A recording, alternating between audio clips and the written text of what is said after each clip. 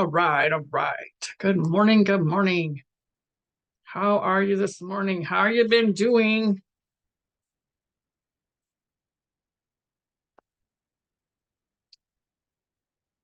Hi, everybody. I'm just gonna let people pop in here and say hello, say good morning. Um,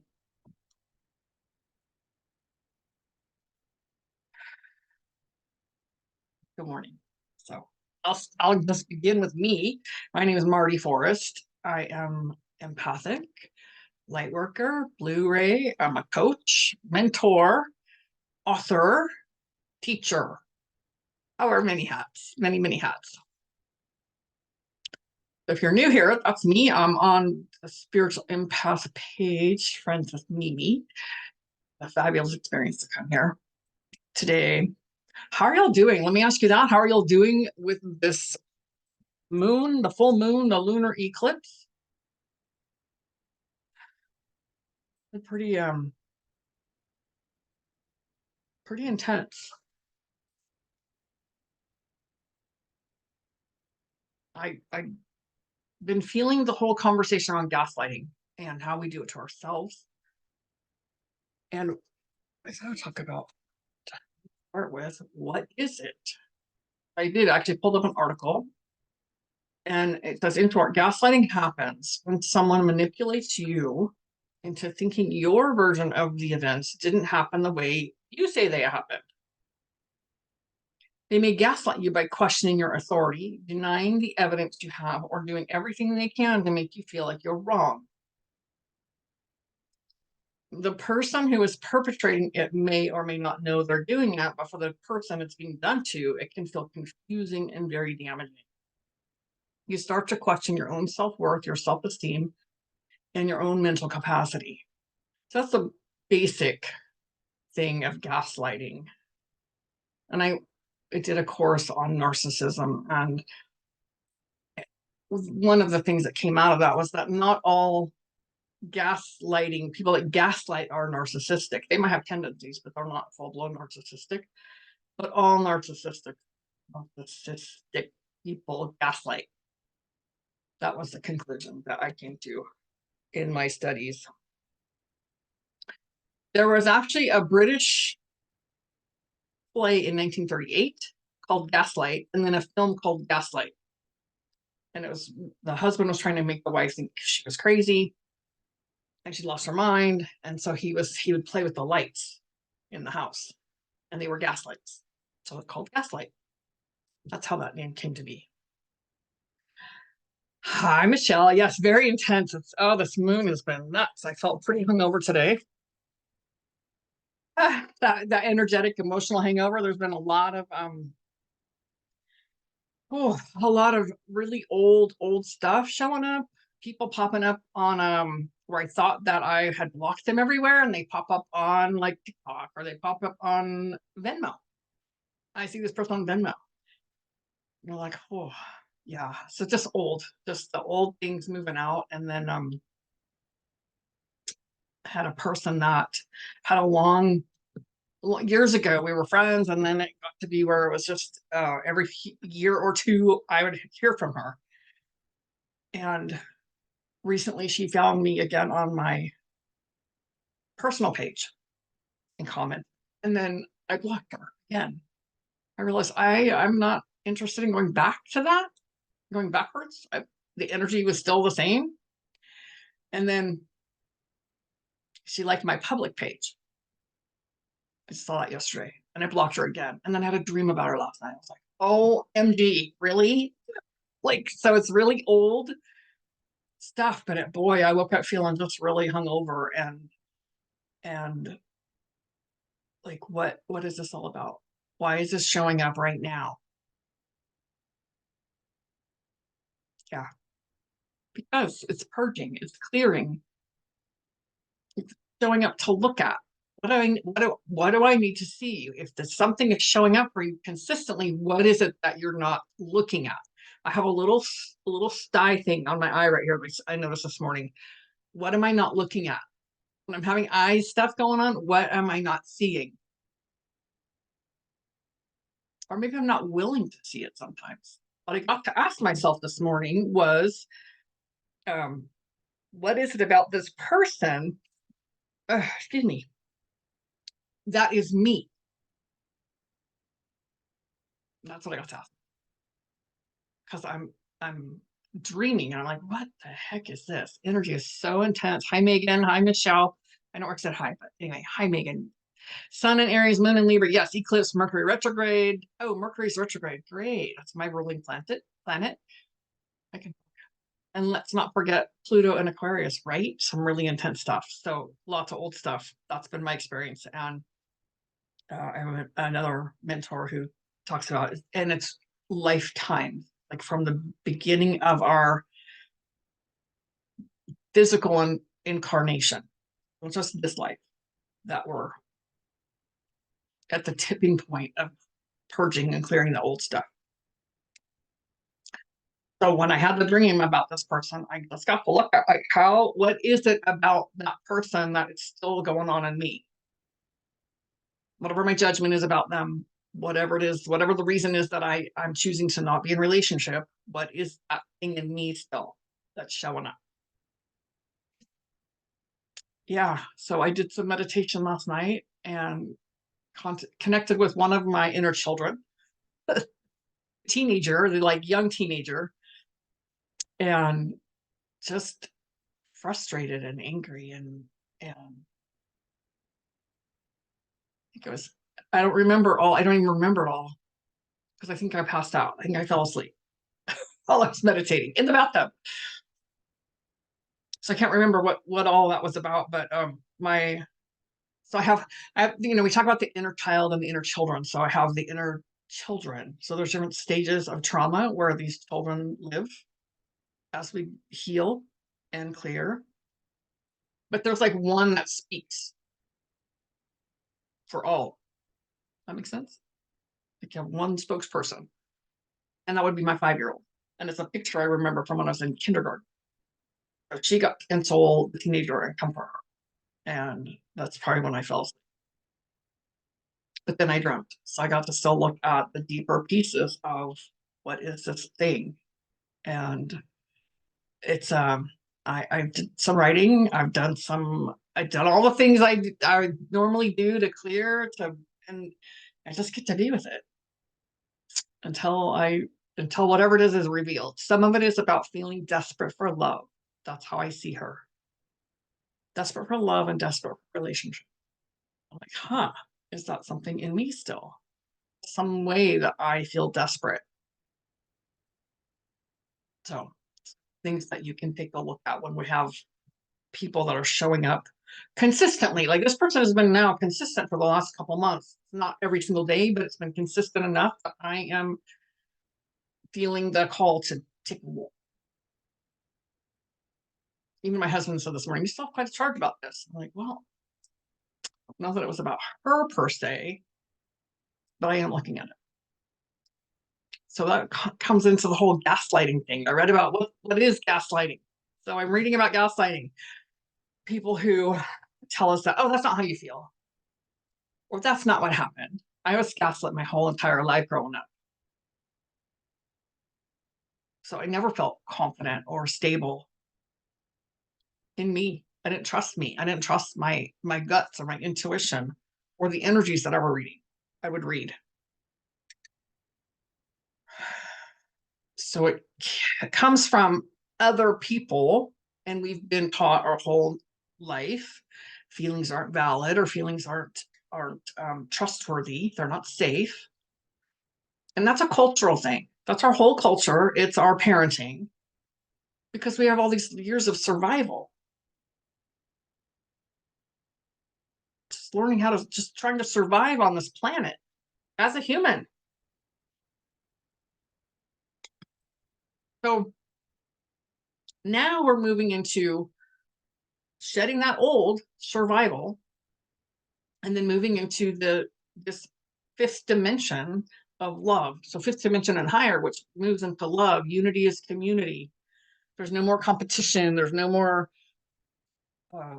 separation the way that we have had our whole lives up until now. And so that's what we're transitioning into, gaslighting. We've been taught that because it's, the relationships are very dysfunctional. Then we start to do it ourselves. And this is the piece. We do this to ourselves. If you become the observer of your mind and you simply listen to how your mind, just like a ping pong ball. No, not ping pong, pinball. That's the word I want. Pinball. When you're those machines and it's going all over the place, that's what our mind does. Changes on an instant. Whatever the next thing it's going to support or how you feel, it's based on our feeling and our emotions and our stories. So we do it to ourselves all the time. So when we start to listen from a place of observation and curiosity, we begin to notice, my mind is all over the place trying to make sense of it, trying to figure it out, trying to figure out other people.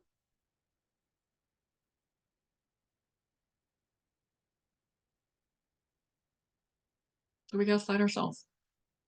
I was having a conversation one day with this woman, and I don't remember what the conversation was, but I was listening, and it was just all over the map. Her own justification, her own rationalizing, her own trying to make sense of this relationship that she was in. And I was just listening, and I thought, wow. And then, so this is a couple of years ago. So there was a whole time of I was doing some writing about gaslighting, and I wrote that. I wrote about that because we do it to ourselves. Constant. Until we start to realize and really pay attention, we don't have to do anything. We get to be very consciously mindful. And when we become very consciously mindful and pay attention from a place of witnessing ourselves and observing and getting curious, we begin to see from a place of non-judgment, just noticing how we talk to ourselves, the stories that we weave. Oh, I had a feeling, I got triggered, so now I'm going to tell this whole story and continue to loop through everything and retell it and refigure it and configure it. Do you see how we do that to ourselves? It's important. It's important that we begin to look and listen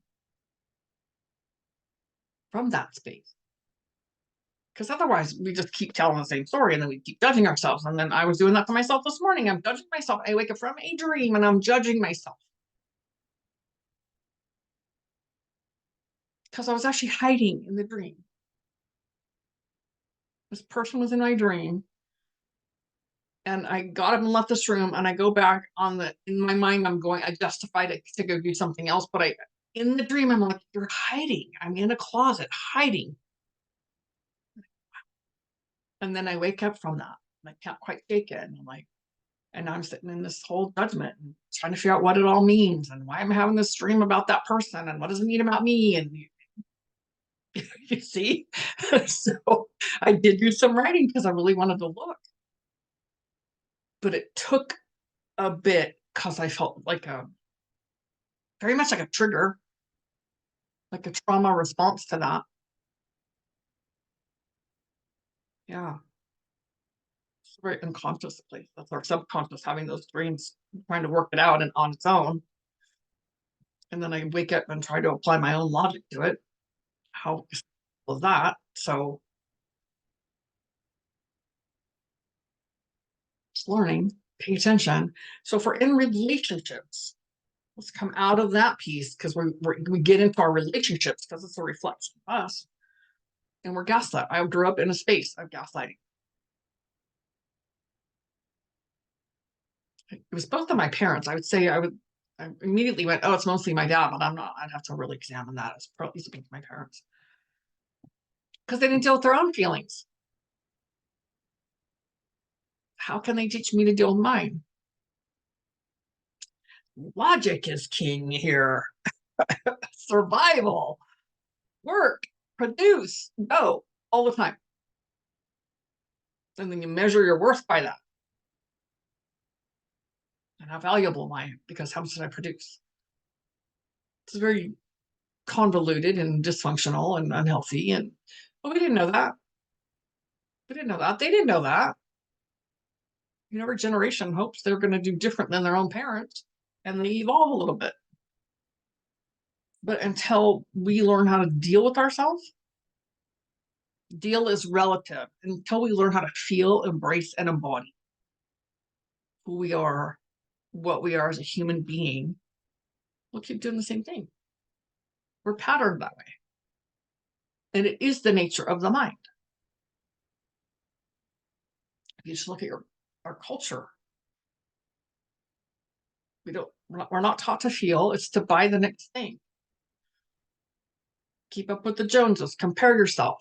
Well, you got to have this product so your face will stay young. You got to do Botox so you have no wrinkles. Just buy the next car. Go into debt so you can keep up with your neighbor. And then compare yourself if you can. And then judge all of it because that's what we do. Because, it's all based on fear and control. By whatever that is, the powers that be.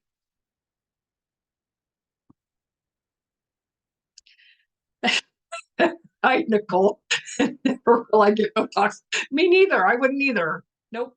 Not in this lifetime. Absolutely. But you see the how we are programmed in that. I do it to myself. Oh, you don't really feel like that. And I'm much, what's the word? I feel my feelings today, but I have those moments where I'll still dismiss them. Or I'll dismiss the intuition, or I'll dismiss that sense, the sense we get when we read it energetically. My mind is quick to dismiss it because it's not logical. It's not safe.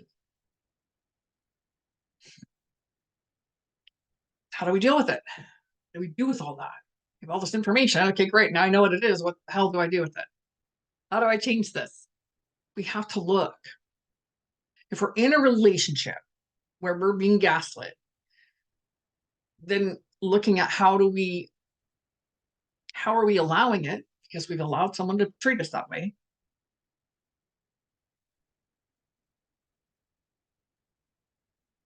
So how am I allowing this to happen to me, for my growth?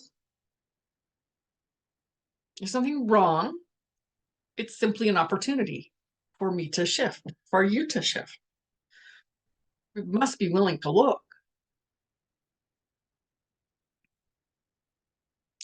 There's someone in your life, and it's so freaking subtle, right? It's very, very subtle how people do this. I was in a long-term relationship with a friend. It was a friend. Well, I don't know. I look back and I think we weren't really friends ever, but that's what it was. And it was very subtle things, very little snide remarks, very little under the current comments. I was in that relationship for 15 years. And I kept justifying it, and I kept rationalizing, oh, I'm not around her that much. But every time I was around her, I'm the one that would be disturbed. She was very much my mother. Triggered my mother stuff. And one day I went, I don't need two moms. And at this point, I've really worked through it all and can see my own value. I haven't worked through every single piece of it, but I can see my value. And that was one of the things. I don't need to have two moms. I don't need another woman who's triggering me on purpose.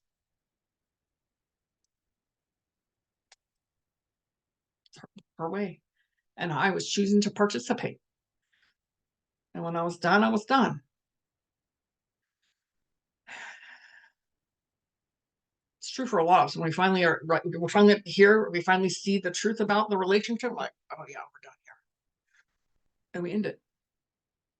Or walk away or whatever it is. I actually verbally ended it.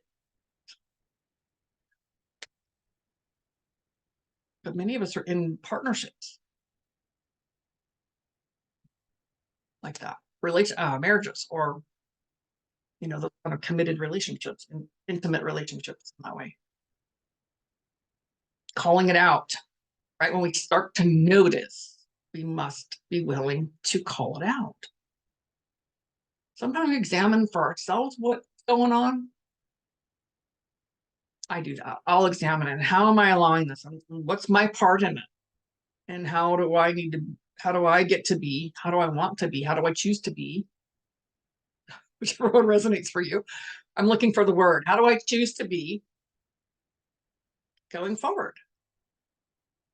And it's really super uncomfortable when we begin, because we're reestablishing our boundaries, how we're willing to be treated and to treat ourselves.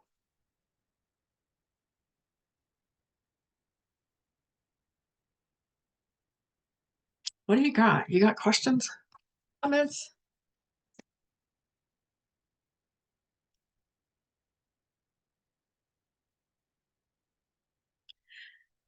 Asking the person, what do you mean by that? Why would you say that? That didn't happen. My second husband would be like, well, you said blah, blah, blah. And I'd look at him and go, really? Those words never left my mouth, ever.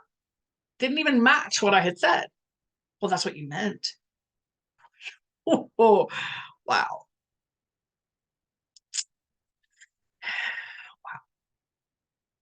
No, not what I meant. I said exactly what I meant. Pretty direct like that. But in his mind, it was all twisted up. Because we all have these filters listening based on our own experience, right? The brain is just a historical database.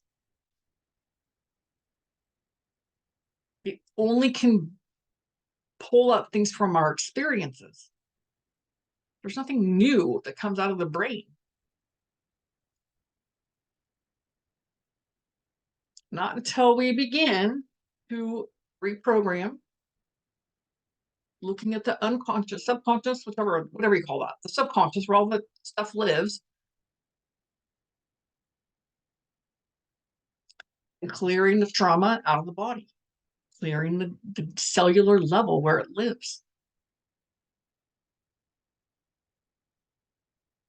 Anything new that comes comes out of our intuition, our heart space, God, spirit, whatever you call it. That's where the new comes from. That's where we get those new, fresh, creative ideas. We work it through the mind, yes, but it's not produced from there. The only thing the mind has is the history.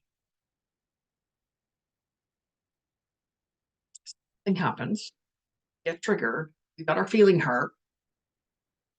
My husband and I joke, I have a feeling right now instead of feelings. So we get a feeling hurt. We have a reaction. It feels like this. It must mean this. And off the story goes.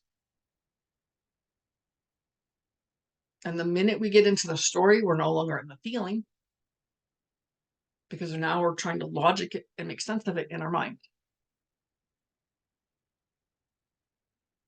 So when we just sit with something or experience with you, met this person, we were at a spiritual event, we had this connection. We just had this connection, and we were there for several days. I'm married, and he has a significant other. I don't know if they were married or not, but as we were all wrapping up to go, I said it out loud. I said, I feel this attraction, this connection. He's like, oh, I do too. And I made sure his girlfriend was right there. And we just let it be that. But I called it out. I do have a point to this. And where my mind wanted to go with it, oh, wait, we're all sexually and we want to be intimate and we want to all flirty and it's all, and it wasn't that at all.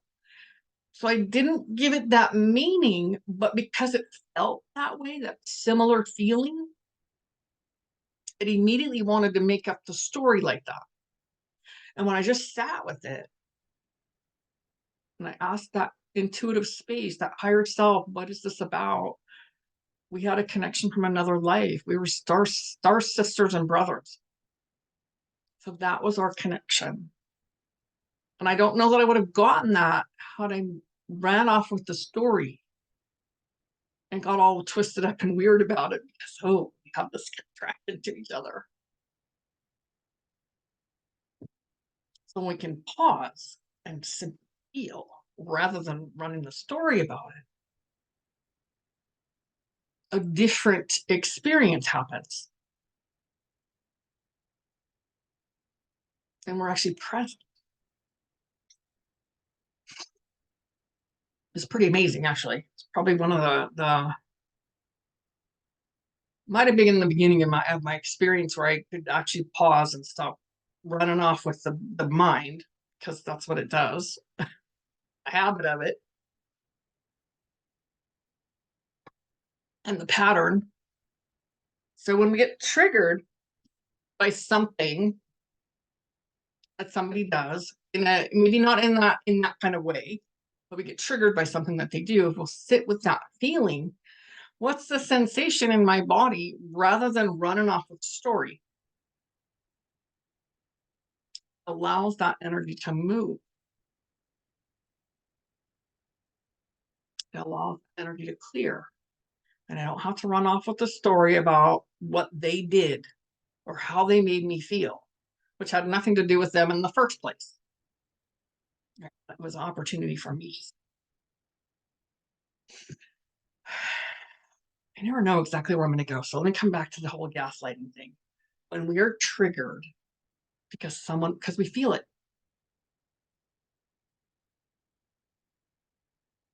Yeah.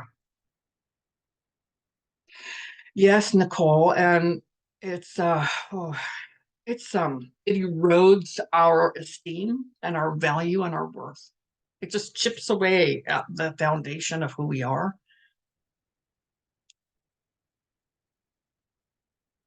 I'll speak for me, how I got involved in those situations, and you can just overlay this to your life if it resonates for you, is I already didn't feel value. I didn't feel value for myself.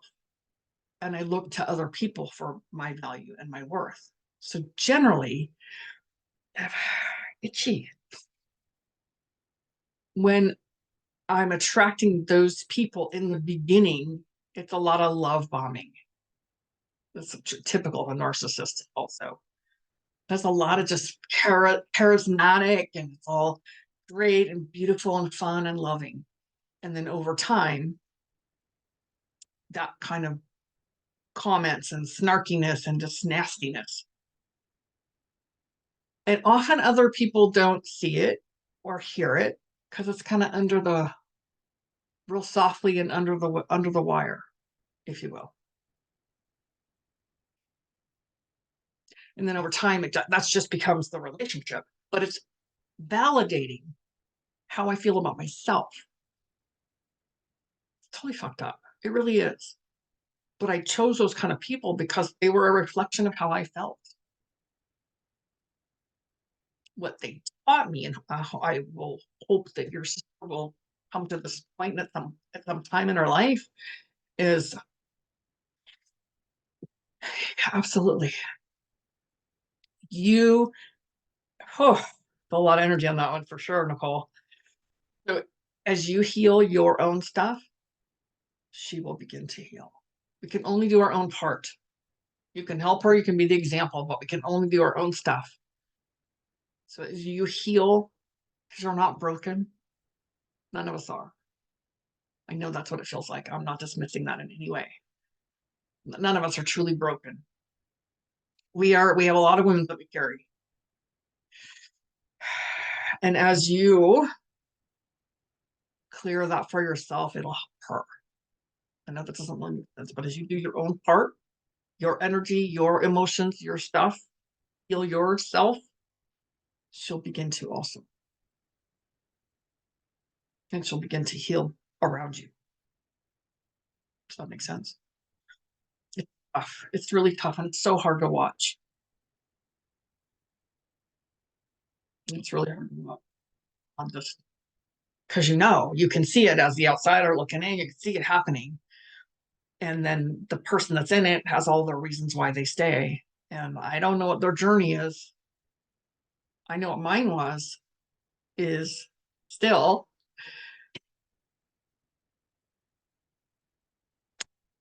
to remember to come from a space of everything's happening for us. And I'll expand on this because it's happening for me, it's happening for you to remember who you are, to remember how to love yourself, to take care of yourself.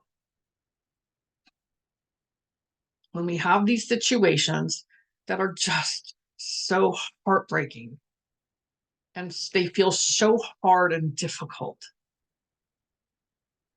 when we can extrapolate ourselves at some point, if we don't die there, we remember and we begin to peel those layers and remember that, like, my core essence is love. So all the things I experienced, when I'm willing, move me toward that self-love and that self-care, unconditional love, that I am love at my core. And I got to experience the things that weren't that to help me remember that. That's what I mean when I say everything's happening for me. Everything's happening for you to remember to come home to yourself. That's the process. And as a human person on this planet, it's our experience. I don't always like it. I didn't like it this morning, but I got to be real and share that with you, what was going on. I'm like, oh God, I just felt like I was hungover. And I don't feel like that very often anymore. I used to have a lot of emotional hangovers and spiritual hangovers, and it just, and real hangovers. So it's, yeah, prayers for you. I hold that space that you'll heal your own heart, and she'll be able to heal as an example, as a result. When we do our own, because I can't do it for somebody else. Oh, yay. I love the green candle. Yes. And just hold her in that light. Just hold her in that light. And remember, it's her journey and you're with her on the journey. But you can't do it for her. And there's no amount of convincing. I've been in recovery a long time, so there's no amount of convincing someone by continuing to, you're better than this, and you should leave, and you should make different choices, because it's not helpful. It's what we want to do because we want so much for them to have a different life. I can't tell you how many people I know what it's like in recovery. I know what it's like to live in a happy space. I have this life and I know what's possible. And I want it for them. But when I want it more for them, it really pushes them away. Because it's my desperate energy to I want to impart this to you. I want you to hear me and I want you to get it. Because I know what's possible for you. But if they don't want it, I can't convince them. Just love her. Just love her and hold that space, and then allow that space, and she can come into the space in a safe way.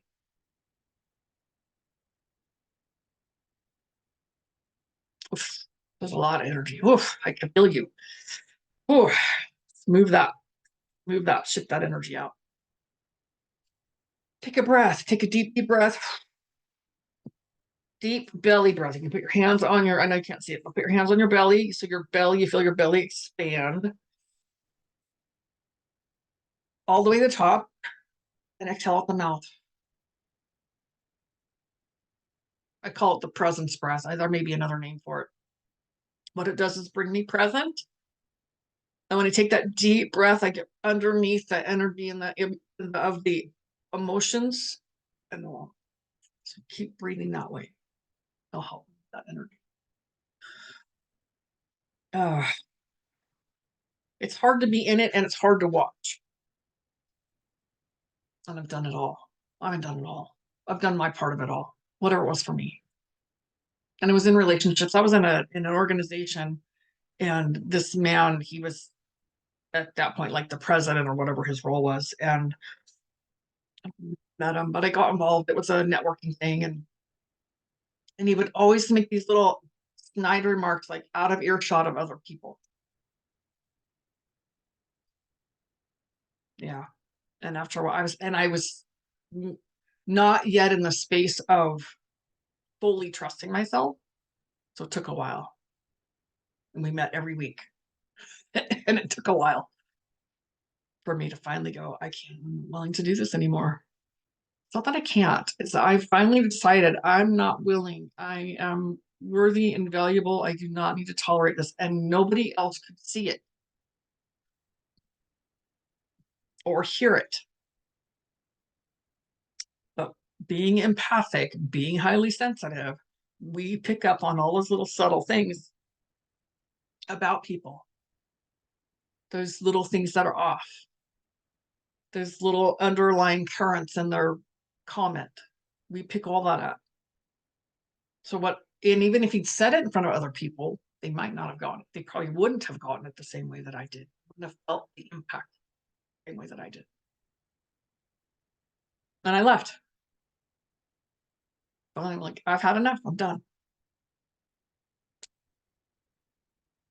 So that was not a, intimate, romantic relationship, but it was enough. So we're each on our own path. And while I can share all this with you and give you some really great insight about it and about yourself and tools, it's up to you. You have to be willing to pick them up and do something with them.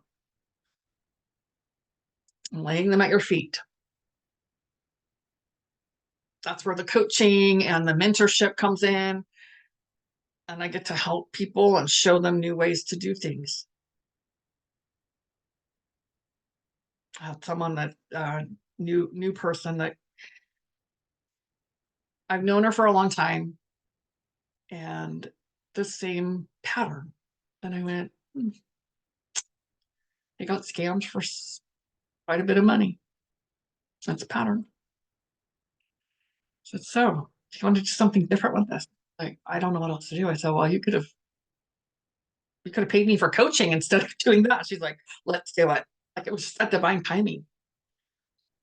And our very first session, she was like, oh my God, I knew it was going to be powerful. I just didn't know it was going to be this powerful. What we did together. To look at how we continue to create that same experience and that same.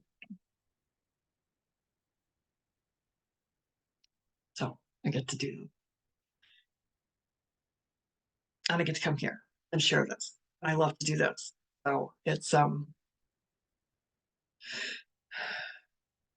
taking a look at, this is Nicole, this is your sister, so taking a look at, is there a place in my life that I allow myself to be treated in that way? Because it's a big trigger for us.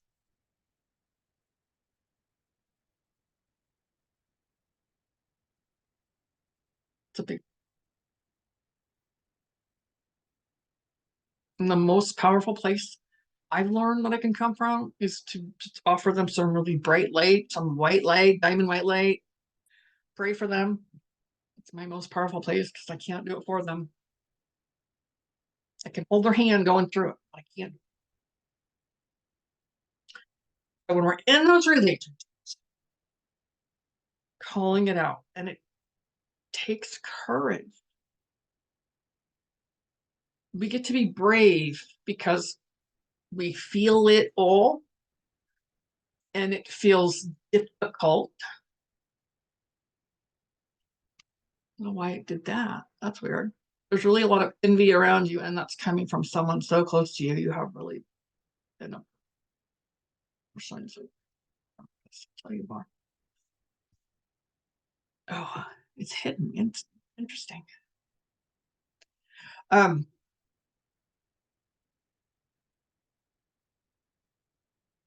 takes courage and it takes bravery and it takes us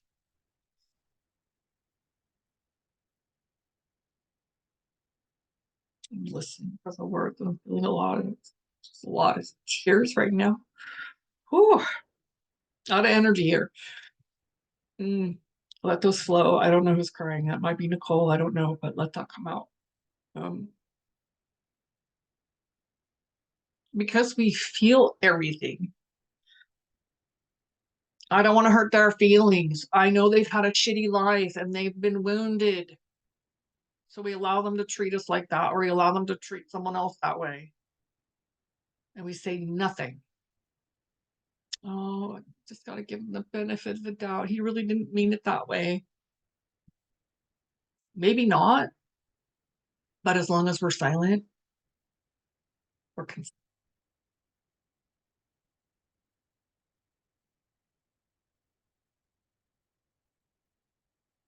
so loving ourselves. It's a learning, right? It's loving ourselves, how to love ourselves so much that we're willing to speak our truth and to call that shit out.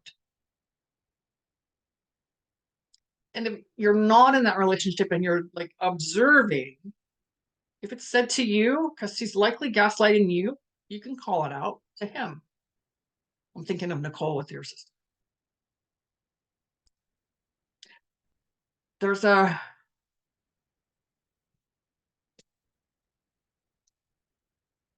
mm, I just got that just went away. So when we're in those relationships, we have our own partner that's happening with, or we're working with them. We get to decide. Sometimes people that do that aren't aware. It's just how it is. It's how they've been treated. Sometimes they're not aware that they're doing that. So when we speak about it, we can be gentle about it. We can say, hey, do you realize that this is happening, or this is what's going on, or that you're doing this? This is how it lands for me. Some people will grow with you. They'll hear that. Other people, instantly they're going to deny it because they're not really doing that.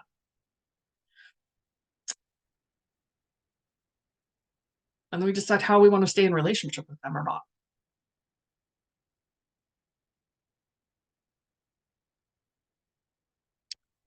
Do you want to be in that kind of relationship? How do you want to be in a relationship? Some people were not in relationship all the time, but when we're around them, we know they do that. How do we want to be in that relationship? I don't want to come dreading being in a relationship with someone every time I'm going to be around them because they act like that. It's my choice, right? I get to choose how I want to be. And I don't want to dread it because I'm going to add that energy to their crap. I recently learned about the healer's mark on my hand. Please say more. I don't really know what that means. I've heard of a healer's mark, but I don't know what that means. I would love to hear more. So deciding. It's the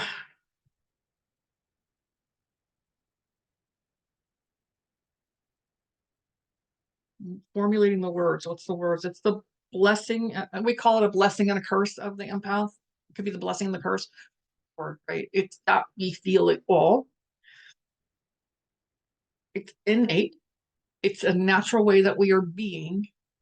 And when we have low self-esteem, we pick those kind of relationships. The other thing is that we feel it all. So we justify it. And if I just love them enough, and if I just, it's not conscious that we're transmuting the energy all the time, but we want to rescue them and we want to save them or fix them. Sometimes it's with words, a lot of times it's just our energy. And that's not our job. When I'm in a place, I'll speak for me, when I'm in a place of low esteem, I do that. I did that a lot of my life. Look like codependency. That's how I learned that, oh, I'm an empath. Oh, they very much mirror each other. So, and then I understood that I was feeling it all very, very deeply, all of it. And so understanding that it's not my job to fix, not my job to save or rescue anything. I still feel them, but I understand it's their journey. It's not my role. Not emotionally or verbally or spiritually or energetically. Not my role. They come and ask and they want to go together, like doing the coaching and the mentoring and the this, you're here, you're exchanging. It's an exchange. And you're sharing, you're interacting with me. So there's an exchange. You want the information. And then you do something with it. Choose. That's different than me coming in and, oh, let's share this with you because and I must share my energy with you so that I can soothe your energy and transmute it. You hear my sarcasm? I don't have to, I used to do this. Not a judgment about anybody because I did it. I was guilty of doing this all the time until I started to understand it's not my job. And then we start to create boundaries and we start to create our own esteem where I'm not looking for you to fill it. And it can't be done that way, first of all. And no matter what their words are, if their energy's different, if it's not a match, I feel that. So it's all those words didn't mean anything. They could be all the greatest words in the world, and I wanted to hear them and I wanted to listen to them. And I did until I understood that I'm feeling what's underneath it, which didn't match.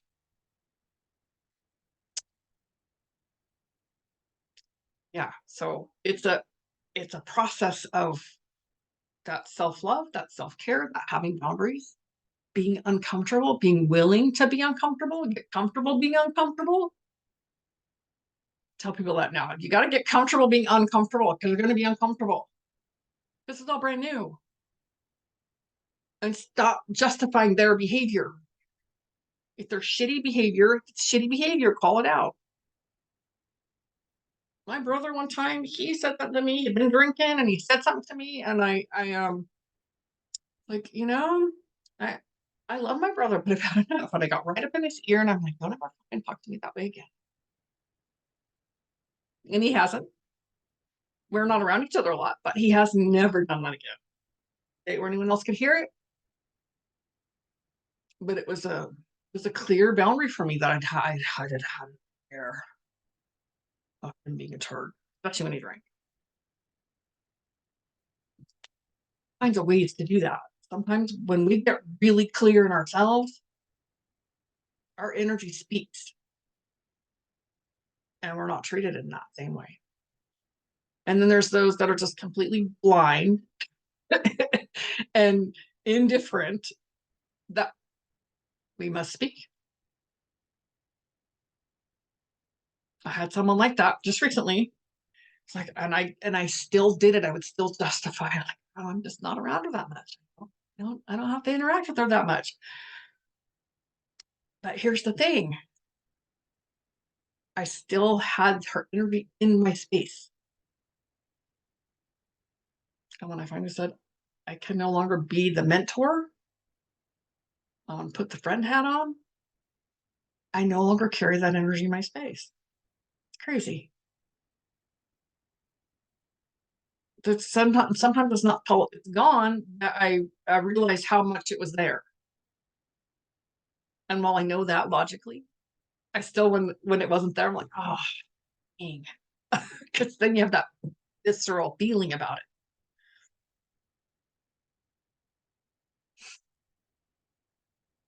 Anybody have questions about that? It's a lot. It's a lot. So it's a lot, meaning it's relative. It is relative. You're going to take what you want, what resonates for you, what you're ready for.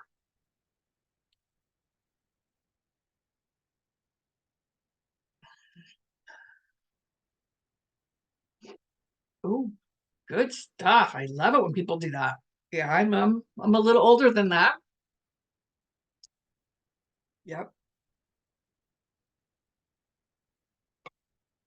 And she was accurate. I'll look up the healer's mark. See what that means.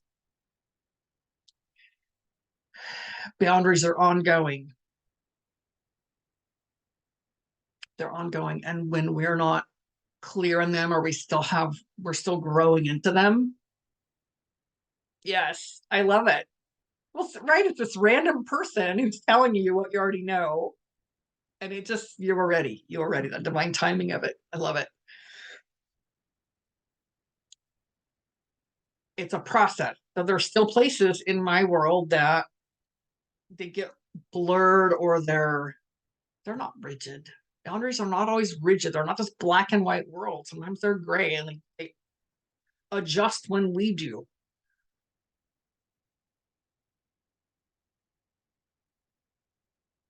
But they're clear. Like, I'm clear about how I am treated with love and respect, because that's how I treat myself.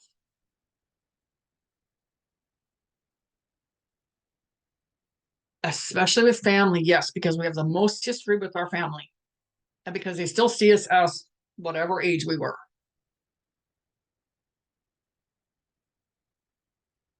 So it's being consistent. Being consistent with our family. Like with my brother, I set that boundary. And every once in a while he'll push against it. But I don't talk to him all that much, because we just have very different lifestyles, very different lives. I love him and I adore him, and we don't have that close relationship. Then with my mom, we had a particular person in the presidential office, and oh my God. So I just was very clear, and I had to reset it. I didn't have to do it. I got to reset it over and over with her. Listen, Mom, I'm not talking about this with you. She just gets so mad. I'm like, it doesn't feel good. Even if I agree with you, I'm not having this conversation. It's endless and it's pointless, and we get nowhere, and it doesn't make me feel good, and I don't want to have it with you.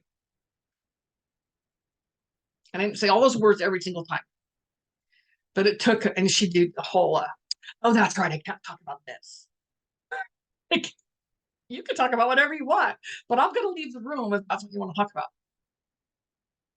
Oh, she's just so frustrated.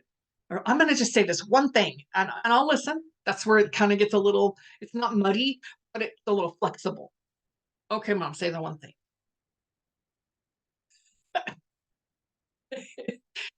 Moms are, my mom's my mom, and she doesn't want to be different, and I don't want to join her in her view of the world. It's very judgy, and I love my mom. I love her to pieces, but it's very judgy. So I've outgrown that. I lived my life that way. She's my mom. How could I not? So as the clearer we are with ourselves and in our own energy, the less words we have, the less words we use. You see, I'm still working on my language. Those have to, should, need. I'm usually pretty good about it. So it's indicative of the old clearing, as I am really good at observing. So that's my invitation. Observe, pause, breathe, breathe. Take that deep, deep belly breath and observe. Get curious. I wonder what that's about. Where'd that come from? Like, those things that just kind of, you're cruising along and you got this feeling, you're like, what just happened? This moon has been really a lot intense, brought up stuff. I would call my friend. I'm like, what the hell is wrong with me? And I know there's nothing wrong. It's rhetorical. But that was the feeling of the intensity that was happening. So yeah, families are families. I have family that we live all over now, so I don't see a lot of them. But when I do, they still treat me like I'm the same as I was when I was 15. They still treat me like a child.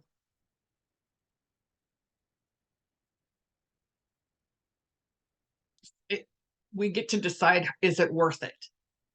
Is it worth the energy it takes to set a boundary with them, or just let them see me how they see me? And if they say, how are you? And have one of my aunts, how are you? Do you really want to know? Because they didn't listen anyway.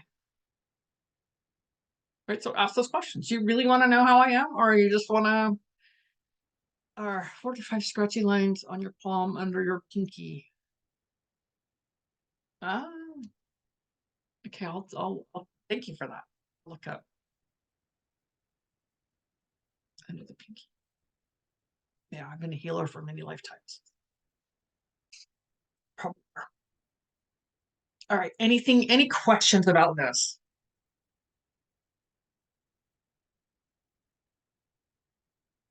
Family, and like it's easier with people who are strangers because we don't have any investment. We're not invested in those relationships. So it's easier to set some boundaries with them. And they all look different. How you set them all looks different. Sometimes mine is just some kind of flip comment back to them. They're like, yeah.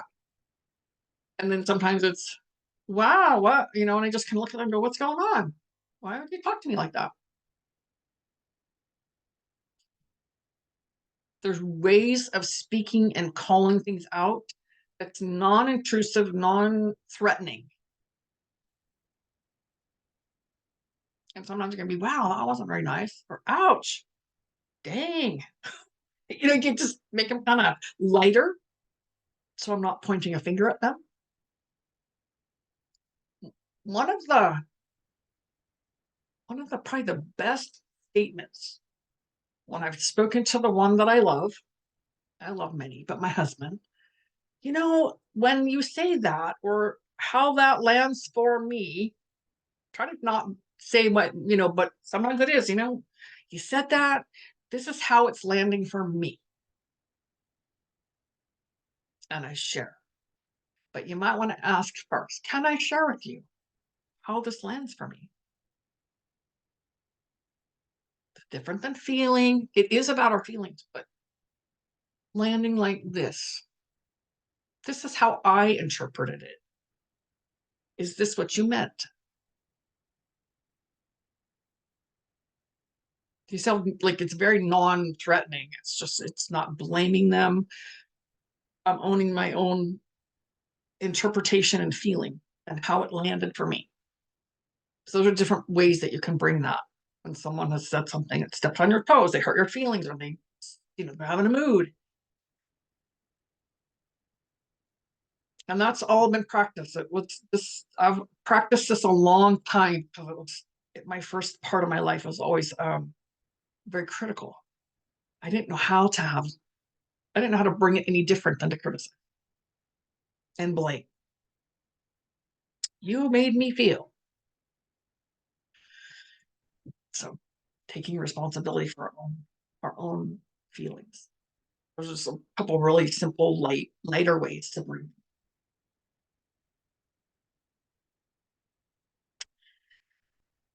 All right. Anything else? Anything else, lovelies? Thank you for being here.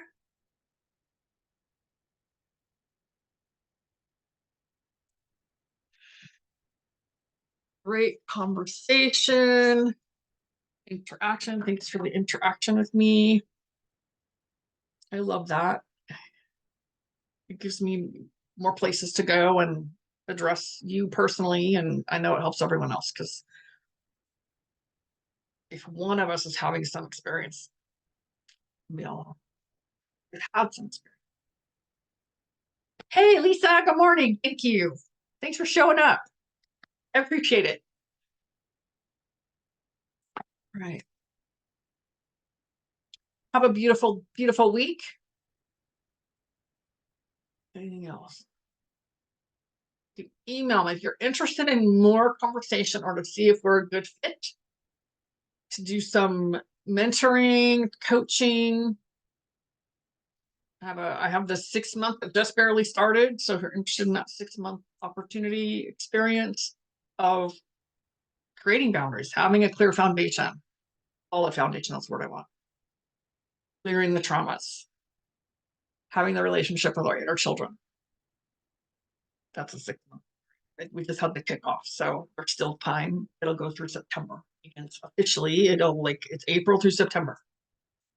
Everything's recorded in all yours. So if that's of interest to you, reach out. My email, you can reach out here, but my email is Marti at Empathic Superpower.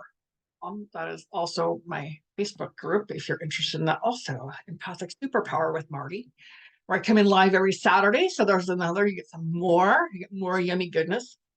I'm in live generally every Saturday. This Saturday I'm not going to be around, so I'll probably do it on Friday. But I come in live every week and do something smaller. It's usually 30 minutes. And sometimes we read some cards and just have some good fun together. So that's my Facebook group. Already Empathic Superpower is my email. I can put it. I'd like to here. I'm going to put my email here.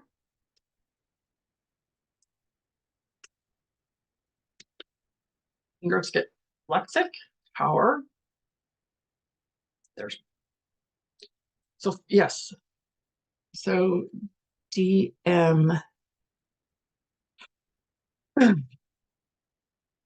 Reach out to me, email me, direct message. You can do that also. And we'll see where we go from there. Dawn Maria, thank you for that. Thank you.